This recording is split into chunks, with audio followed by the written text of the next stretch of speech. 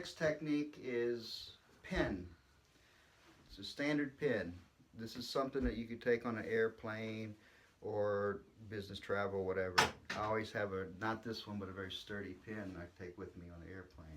The first technique we're going to learn is reverse grip. Now when you hold a pin, you don't hold it like a knife, you hold it like this. Okay, reverse grip. Usually you write like this, so it's called a reverse grip because it's opposite.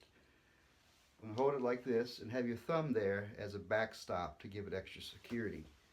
And that's how you want to hold your pin.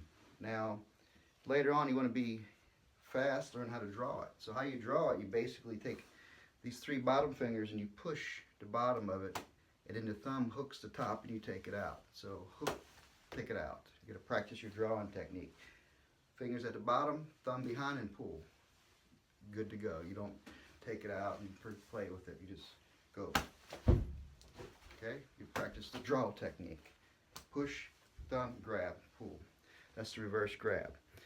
Next, that's number 2 on the website. Number 3 is the hammer circles. Hammer circles is like you're hitting a hammer, but you're just circling in. Hammer circles. Practice putting a hand up to protect your center line. Hammer circles. Number 4 is a hammer circle parry. It's a 2-man drill. He punches, gum sow, hammer circle. You do the same thing. This is a 2-man drill. You just practice this technique. It's outside parry, and then practice it. So somebody punches you, bam, you just block and come in. So you practice that technique. That's listed as a number 4 hammer parry 2-man drill. Next is your figure X pattern. Just downward X motion. Down and back. Down, back. Down, back. That's your figure X pattern. And then you have your called gum sow leads, number 6. Gum sow is kind of a pushing or pressing block. Punch, you press the hand down to the body. So you practice pushing the hand out of the way. First with this parry, and now we're going to push. Okay, this is gum sow leads. Then you practice push. Then he pushes down and does the same thing. It's a little bit different. This is downward pushes. Okay, gum sow lead. This is a basic 2-man drill. Next is a chin check outside attack. So he throws a punch with his left hand, for example. I come in and I check his chin. Okay, this way he can't attack me with his other hand. Then I can attack like this. So my lead hand presses his chin. Punch, press chin, attack, attack. Okay, from the inside, punch, press the chin, attack. Just keep your hand up, pressing his face or chin upward so he can't counter with the other hand. That is called chin checks, number 9. Now, we have different levels of degrees of attack, depending on the level of threat, the level of danger. Number 10 is yellow target. That's somebody that's causing problems, trying to fight, simple fights. Not such a life-threatening situation. Yellow targets are their arms. He throws a punch, basically just trying to hit the bony part of his back of his hand or his back side of his arms. Protect myself in this, causing him pains. So it's limbs, bones, and body. Punch. Bam. Nothing critical, no critical points. It's trying to hit the back side of him or whatever. Okay? That's yellow alert, or yellow targets. Next is arms. A little bit more serious. You would cause some pain with the guy. So that would be the deltoid and the little circle, little hole right here, the collarbone. Okay? Punch, deltoid. I'm going to keep it up so it don't hit him. Inside the collarbone. Deltoid, collarbone. That's orange targets. The next is red targets. This possibly cause death, so you would only use it if you have no other choice. I think of this as like someone's hijacking an airplane or something and he needs to go down quick. So the red targets, eyes and temples. So come in, this eyes, temple. No matter where you are in your seat, ground, coming from behind, just have one thing on your mind, eyes. Protect yourself, push, eye. Up here, eyes. Everything in your mind is eyes. That's your final destination. from different angles. You're trying to get that pin in his eye. That is rid only. Don't do that in a typical bar fight. Do that in a life-threatening situation only if you don't want to go to jail. Next is snake capture, hammer inside. Okay, punches, just kind of pull it to you, capture it, suck it in, and this attack. Capture, attack. Reflex block, circle, attack. This is a snake motion, that's why we call it the snake drill. That is called a snake capture, and then a hammer from the inside. Next is the grab wrist double. Somebody grabs the wrist. Okay, if somebody grabs your wrist, you can take here, back of the hand. But the best thing to do, you know, you don't ask, just because you have a weapon, you don't have to use it all the time. Simple escape. Elbow to elbow, okay? Your elbow to his elbow will escape. If that was to kind of a complement, to augment the attack, or the escape, elbow to elbow, and then hit him right there.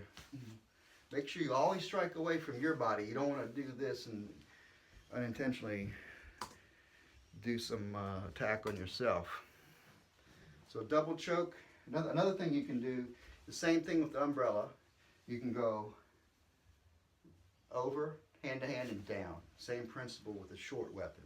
Not as strong though, but these pins are not necessarily for a pin. The same technique that we're doing right now is also used for a chopstick. The exact same techniques for the attack punch, coming before the eyes. All these techniques are not exclusive to the pin. These are all short weapons. Utensil, fork, spoon, knife, also effective. So we'll practice with the pin because I have a pin with me most all the time. So that is called the front choke. Front grab. Now the front choke, same principle. You can go for a deltoid, a strike, or if the yellow is not life-threatening, back of the arm or bone of the hand, keep it away from you. Okay, this is the same principle for front choke, just causing pain. Now from the ground, you're thinking, if you're on your knee, just think groin and center line. The center line means the center of their body, or the center of their leg, or the center of the side of the leg, or the center of the back of the leg. Strike the centers, okay? You don't want to miss the leg. And the most painful areas are right along the center meridians. So if you're down low, attack the groin, cover your head. Always have that hand out. Groin, knee, back of knee, foot, whatever's exposed, whatever you can get. And if you're on the ground, that's a life-threatening situation. We don't wrestle around. I don't do any kind of sport fighting.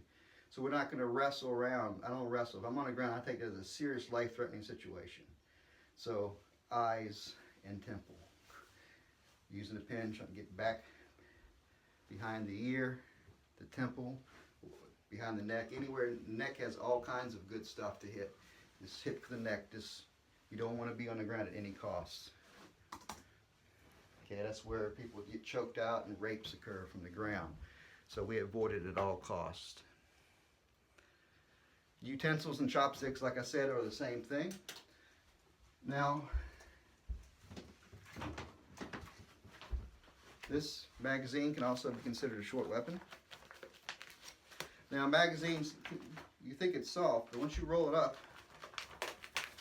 and on the end, it becomes quite strong. So they have this type of flight magazine on most airplanes. So that's when I think about the magazine. My pin and magazine techniques on the airplane. This is a little bit longer. This is good for figure X to knock a knife out of the way, or block, come in and just attack the exact same targets, the exact same way as a pin chopstick. Now as for keys, now I've seen videos where people teaching to hold the keys like this through your finger. You don't do that because it has no back support. It's not stable. You hold the key the exact same way as you hold the pin. It's called the reverse grip. The pin, reverse grip, same way with the key. You hold the key the same way, reverse grip, and do the same technique as the pin. It is not like this. This is not strong. Okay, reverse grip like that. Key. And smartphone. The smartphone is not the best improvised weapons, but today everybody's walking around with a smartphone in their hand. So it can be used for one. You hold it exactly the same as the knife, reverse grip, thumb backing it up, and the corner edges of it are good for targets as well.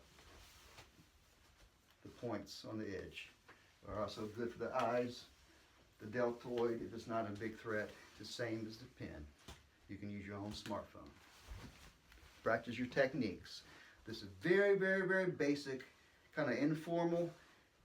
Get to it, practice with a partner, and thank you for watching.